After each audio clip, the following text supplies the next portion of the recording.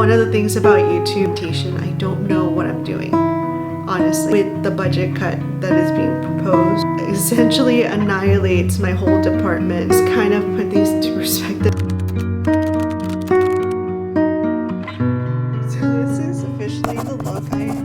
I'm going in these shoes. Just kidding. We are taking some sandals that don't necessarily go with the dress. But it's too late for me to do anything about it, even if it doesn't go with the dress. I had originally thought about these black shoes, but they just stand out too much. The toe doesn't look great. So we're gonna have to make do with what I have, which reminds me I should probably buy more like shoes. This is the purse I'm gonna take. I had to hot glue it real quickly, and then I'm gonna take the perfume and the Dior lipstick, and then that's my sister's present, and then that's something I was gonna try and wear underneath the dress, but it didn't work out. But this is it. This is the dress, and all I did is blow out my hair. I thought about wearing a necklace, but I don't think I want to do that with this dress just because it already has a pretty deep cut. So just gonna wear long earrings, and then I don't have any gold rings, so I'm just wearing the rings my mom gave me. I am gonna pack the stuff up and wrap it up.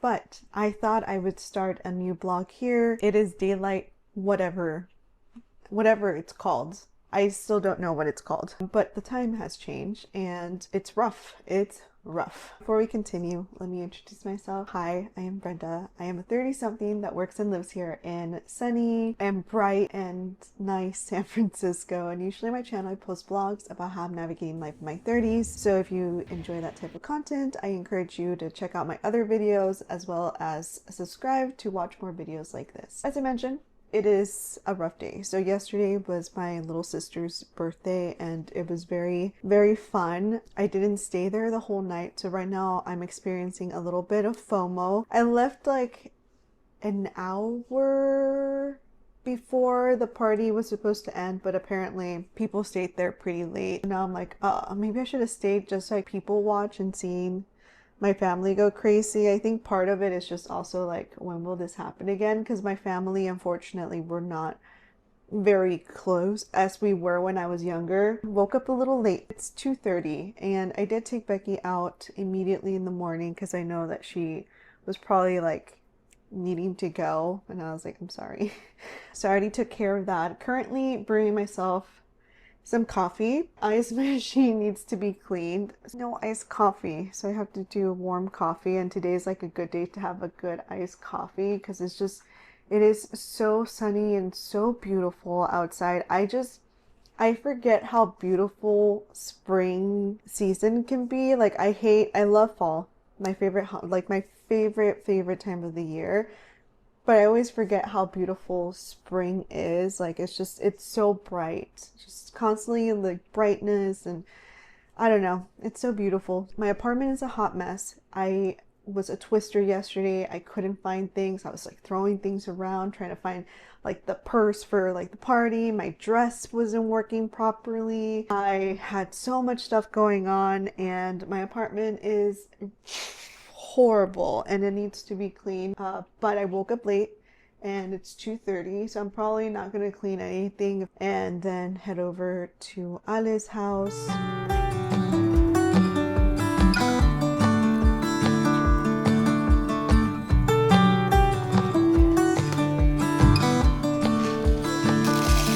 You are like gold dust over me, just like an angel setting me free. Where are you now? Do you feel safe? I don't need an answer, just need some space.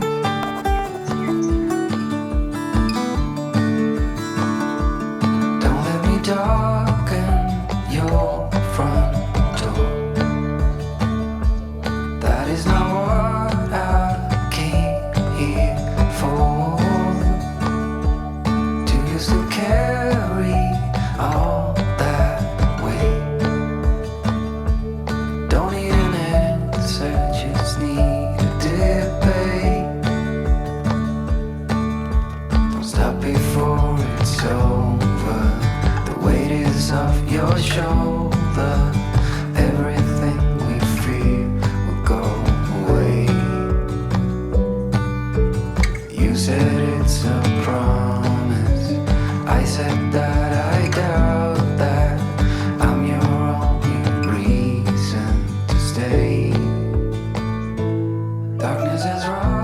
Ignore my hair.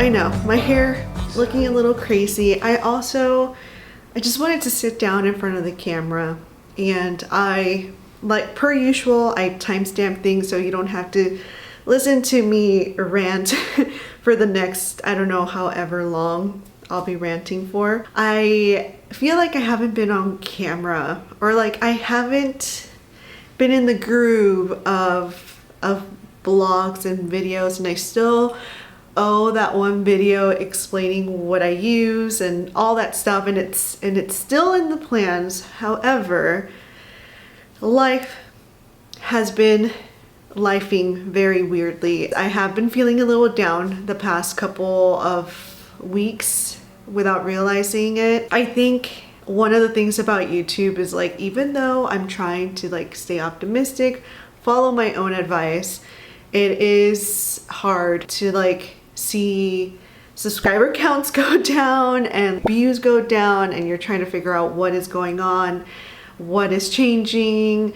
I watch other people who have been posting, you know, less videos than I and have more subscribers, and it's not like, oh, hate, like, you know, oh, like, why do you, it's more like checking to see what they're posting, what I could be doing differently, because I feel like the algorithm is such a mystery, and I'm trying not to let it get to me, because after all, the reason why I'm doing YouTube, it's because it's a fun hobby. I love editing. Editing is so much fun, and I'm trying to keep that as like my motivation in the horizon of doing this, because this is so fun. It is great to get subscribers, to get engagement, to get comments, to get likes. All of that stuff is really fun, but I have to always remind myself that where we are right now, it's about it being a fun hobby, about it being stress relieving. And unfortunately, I do feel like all of those feelings is translating to how I'm capturing things, like the lack of just motivation, or not motivation, I think it's also orientation. I don't know what I'm doing, honestly. Like I was getting really good at the end of last year. I don't script blogs. I just turn on the camera, and maybe I have an idea of what I want to capture, but it's not like, oh, you know, like this is what we're gonna say now, and this is what it's just kind of organically usually happens. And I was getting better about getting ideas of like, hey, this upcoming weekend we have X things going on, so the theme for that week is going to be X, and this is how we're going to try and capture what's going to happen so that we can edit it very nicely. And unfortunately, I haven't been doing that lately because it's so stressful to look ahead, especially now. So now getting into into the chaos of my personal life, I don't really share a lot of things. There's a lot of things that I'm not open to sharing. I think that's fine. I think with anybody who does any sort of like social media, anything being put out there, you have to have those boundaries of what you are willing to share. And there are certain things that I am not willing to share that have been going on in the background that have been very stressful. But there are certain things that I am open. I've mentioned in the past, I work as a paralegal. I don't work for a big corporation. I am not in tech. Almost everybody in San Francisco is in tech. I am not one of those people. And I do not work for a big fancy corporate law firm. I work for a regular schmegler job that people that I work with are just some of the best people out there. Just overall, like, it's a cool group of nerds essentially. I've met some great people through there, which is what makes, I think, my job a little different. I don't think we are all very lucky to have that. I know that right now, I can't remember what article it was or anything, but everybody's worries are job stability, layoffs essentially. And I do know, especially in the tech world, being here in San Francisco, there is constantly mass layoffs. A lot of it, from my understanding from people around me, has to do with these companies hiring all of these amazing people to work on this project, and once the project is done, they let them go because they were only hired to do this project. It's a whole mess of things, but essentially people are worried about job security. And when I saw that statistic, I was like, oh, I am so lucky that I do not have to worry about this. I'm in a good position right now. And at the time, you know, I was like, I've been with my company almost 5 years, and I'm probably going to be here for more years to come, and I felt secure in that belief. There's certain grants that fund certain work. We have a variety of departments. My department does general civil services. We do bankruptcies, we do personal injuries, we do debt collection defense, we do special education law, we do employment, your wage and hour, your discrimination cases, we do public benefits, we do a large array in my department, a variety of things in our department. And on Thursday we got the news that one of our grants that supports general services is completely being cut by the city.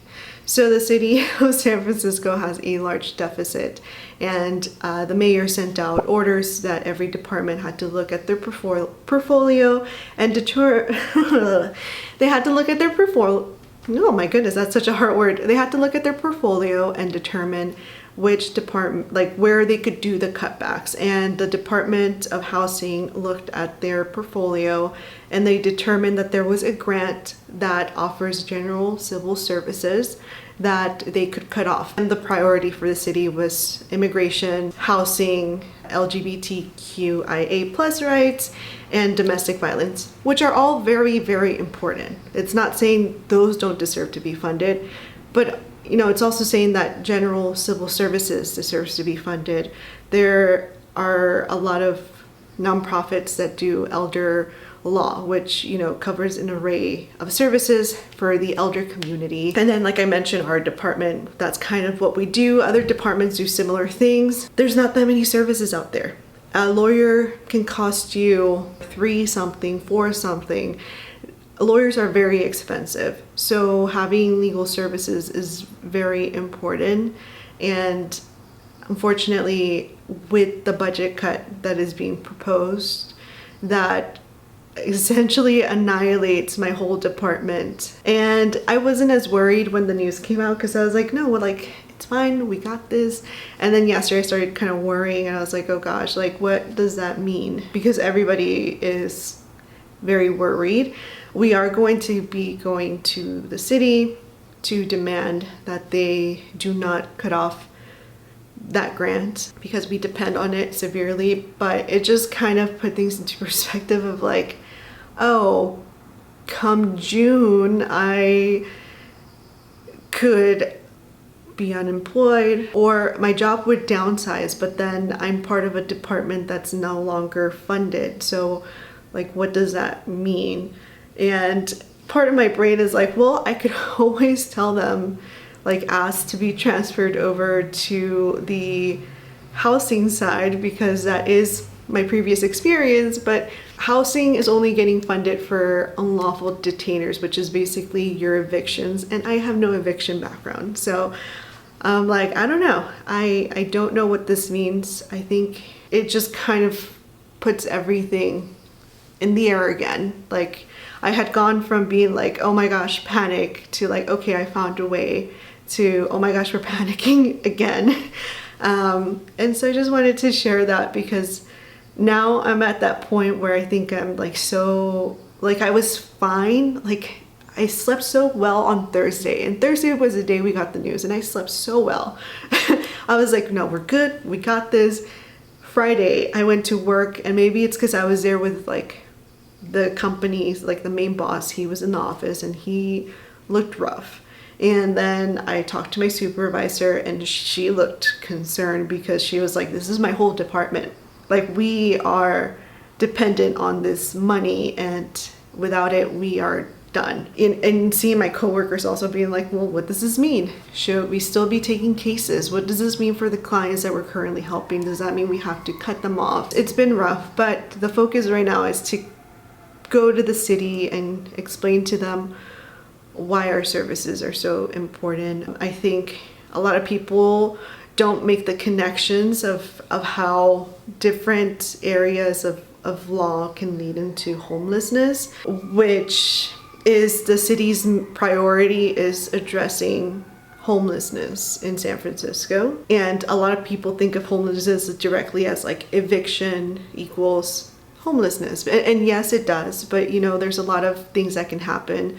At least from my department, we help people who are getting sued. A lot of times it's frivolous lawsuits. It's like somebody claiming that our client did X, but it wasn't true. There's police reports or there's whatever report that says, no, our client was not at fault, and now they need someone to represent them. And unfortunately, there's no free legal services for someone who is getting sued. Like if you are trying to sue someone, you can find a contingency attorney, and they would only charge you like 33% of whatever settlement you get at the end of your lawsuit. And if you lose, you don't pay them. That's usually standard. But if you're getting sued, there's no attorney that's taking your case on a contingency. So you would have to pay however hourly, and that's expensive. So by being able to offer people like that a free legal service, it's very, very important. You also get people who are being sued by their credit cards. I believe here in California, 70% of people who have a debt collection case filed against them, they go into default, which means that they never appear for the lawsuit, they never hired an attorney, and the credit card company is basically able to ask the judge to enter a judgment against the person, which then they are able to collect on. So they can garnish your wages, they can go into your bank account, take the money out directly from there that you owe them. They can do other stuff now that they have a judgment. And we're talking 70% of the people who receive these type of lawsuits never appear in a case. They just let the credit cards file a judgment because they don't have an attorney that can help them out. And sometimes there's no defense that you can have, but having an attorney, they might be able to help you negotiate for something less, or they might talk to you about your options. Like we have people who have had over $20,000 in debt and they got sued by one of the credit cards. And we're like, hey, you know, bankruptcy is a great option for you. And bankruptcy is so taboo, but bankruptcy, I feel, is definitely a great relief for people. There are people who unfortunately accumulate a lot of medical debt. Maybe they have a heart problem, maybe they're going through cancer treatment, and they're using these credit cards to pay medical bills, and then they rack up all of this debt. They end up getting sued by their debt collectors, and they can barely afford their life. They can barely afford rent because maybe they're only working part-time because their doctor hasn't cleared them full-time. They're still recovering from whatever medical thing they got going on. And now you have all this debt, the credit cards are calling you, and you're drowning. So for people like that, if, you know, depending on their circumstances, especially because a lot of people in those situations, maybe they no longer own a car because they gave it up when the bill started racking up, or it got repossessed, or you know, you don't even own property. Like you're just this person renting and barely making it by. And for those people, a bankruptcy is such a relief. You file for bankruptcy, you get rid of all that debt, and you start at zero. And yes, sometimes your credit score takes a hit. If your credit score was already low, sometimes your credit score goes up after you file bankruptcy. Bankruptcy is so taboo, but it is honestly something that I think is a great lifesaver for a lot of people when you're in the spot where you are drowning in debt. And I think that's one way of preventing homelessness, because you are preventing one person from giving in to all of this debt and just ending up losing their housing, because there is no landlord that's going to let you live in the property for free I mean, unless you have a really nice landlord, but usually they're not going to let you just live there and not pay them rent. So that's why general legal services is so important, because there's so many things, so many ways that you can jump in before we get to the point of an eviction being filed against someone. So many ways that we can jump in and help someone feel some relief, especially if you are sick. Last thing you want to do is deal with like all of this debt that you accumulated and the debt collectors and all of that.